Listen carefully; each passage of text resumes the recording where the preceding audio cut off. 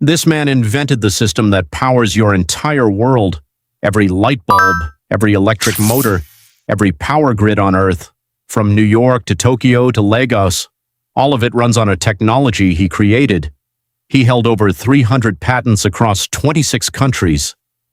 He invented AC power, radio, the Tesla coil, neon light, fluorescent light, X-ray imaging, remote control, and the early principles of radar. The unit of magnetic field strength in physics is named after him. The most valuable car company in the world is named after him, and he died with 33 cents to his name, alone, in a hotel room. 2 days before anyone found him, while the world ran on his inventions. His name was Nikola Tesla, and this is the most painful story in the history of human genius. July 10th, 1856. Smiljan, a tiny village in what is now Croatia, then part of the Austrian Empire. Nikola Tesla was born the fourth of 5 children into a Serbian Orthodox family at midnight, during he claimed a violent lightning storm. The midwife said, "He will be a child of the storm." His mother said, "No, of the light." His father, Milutin, was a priest and a poet. His mother, Juka, never spent a single day in school, but she could memorize entire Serbian epic poems from memory and spent her evenings inventing small mechanical tools and appliances by hand. Tesla said for the rest of his life, "I must trace to my mother's influence whatever inventiveness I possess." He was a terrifying student. He performed integral calculus entirely in his head. His teachers regularly accused him of cheating.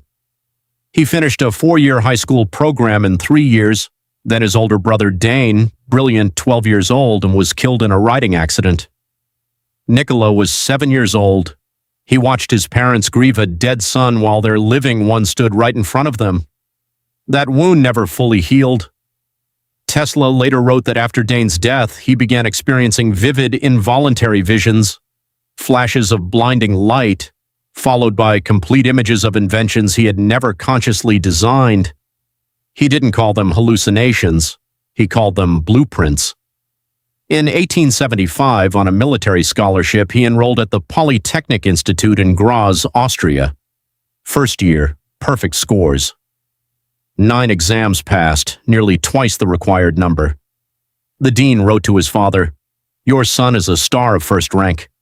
Second year, he discovered gambling. He lost his scholarship, lost his grant money, stopped attending classes. He never graduated. He wandered, broke, directionless, through Prague, then Budapest, until one afternoon in 1881, walking through a park reciting verses from Goethe's Faust with a friend, he stopped mid-sentence, grabbed a stick, knelt down in the dirt, drew a diagram. It was the rotating magnetic field, the principle that would power every AC motor ever built, the idea that would electrify the 20th century. He saw the entire system fully formed in a single flash. He stood up and said to his friend, "Watch me reverse it." He was 25 years old, standing in a park, holding a stick. He had just invented the future. June 1884. Tesla arrived in New York City, 28 years old, 4 cents in his pocket, a book of poetry, a few scientific papers, and a letter of recommendation to Thomas Edison that reportedly read, "My dear Edison, I know 2 great men and you are one of them. The other is this young man." Edison hired him on the spot. For nearly a year, Tesla worked 18-hour days, redesigning Edison's broken DC generator system from scratch, solving problems that had stumped Edison's entire team of engineers. Edison allegedly promised him $50,000 if he succeeded. Tesla succeeded. Edison laughed and said, "Tesla, you don't understand our American humor." He offered a $10 per week raise instead. Tesla quit immediately. The man who had just rebuilt Edison's power operation spent the next year digging ditches in Manhattan for $2 a day.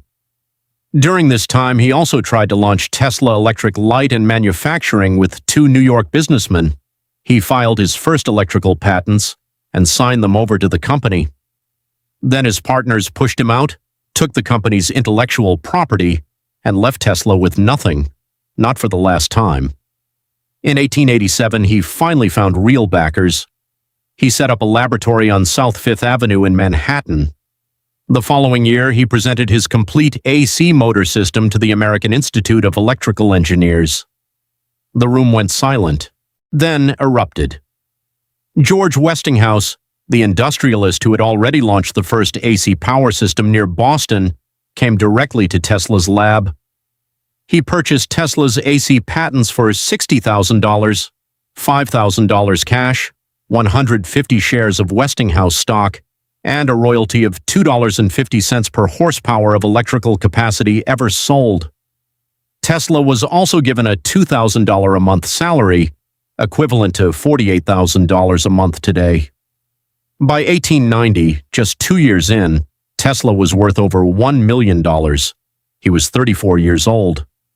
$1 million in 1890 is worth more than $25 million today. Edison was not going to let this go. He launched what history calls the War of Currents, a full public terror campaign to destroy AC power and protect his DC empire.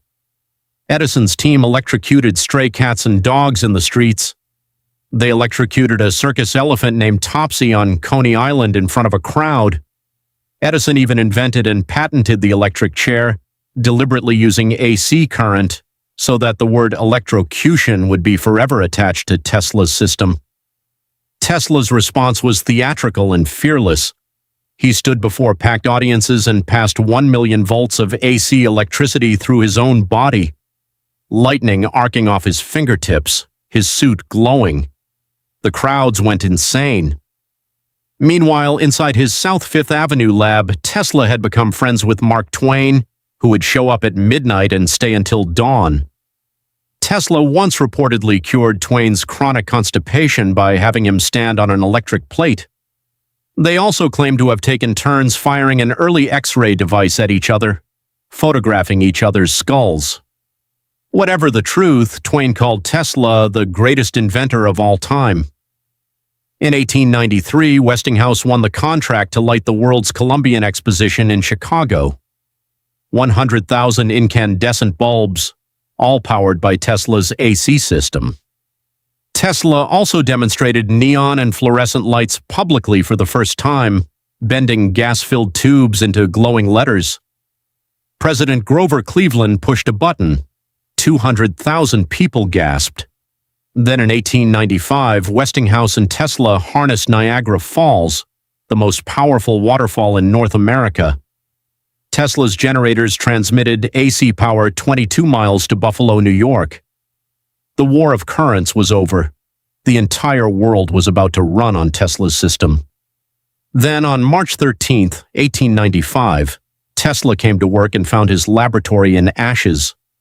A fire had started in a dry cleaning shop on a lower floor. It swept through the entire 6-story building overnight. Tesla's 4th-floor lab, 10 years of work, collapsed to the 2nd floor.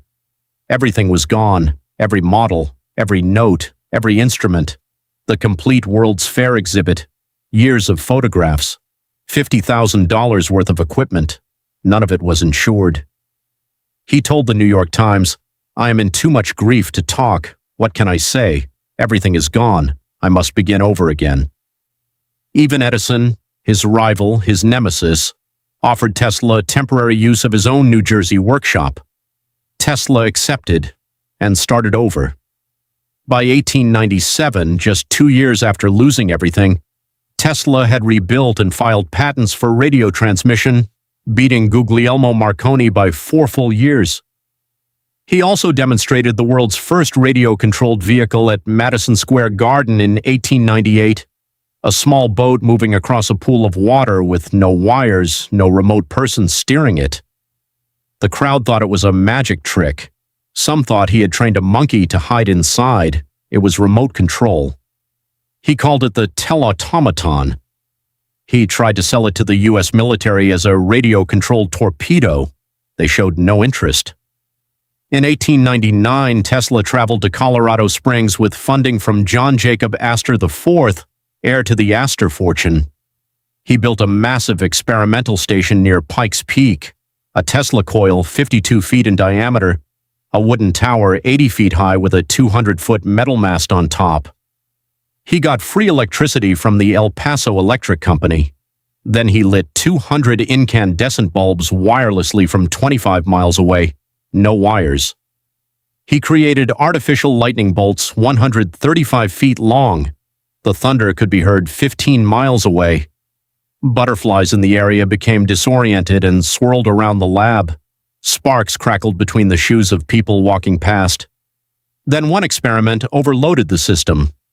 It burned out the generator at the El Paso Electric Company, knocking out power to all of Colorado Springs. His free electricity was immediately cut off. He returned to New York in 1900, convinced he could transmit free wireless power to the entire planet. In 1901, Tesla bought 200 acres of land in Shoreham, Long Island. He hired Stanford White, the most famous architect in America, and began building Wardenclyffe Tower. 187 feet tall, a 55-ton copper dome on top. Iron pipes sunk 120 feet into the earth, tunnels branching underground like roots.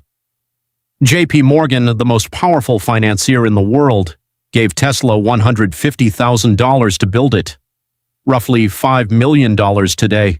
Tesla's stated pitch to Morgan was a wireless communication system to compete with Marconi's radio, but Tesla's actual goal was far bigger, and he eventually told Morgan the truth. He wanted to transmit free wireless electricity to every human being on Earth. No wires, no meters, no power bills. Morgan replied, "If anyone can draw on the power, where do I put the meter?" He cut the funding immediately, and in December 1901, while Wardenclyffe was still rising, Marconi transmitted the first transatlantic radio signal from England to Newfoundland, using, as Tesla immediately pointed out, 17 of his own patents. Tesla was right, but Marconi had Morgan, Marconi had press, Marconi had money. Marconi was declared the inventor of radio. He won the Nobel Prize in 1909. Tesla received nothing. Tesla spent years begging investors to fund Wardenclyffe. Nobody came.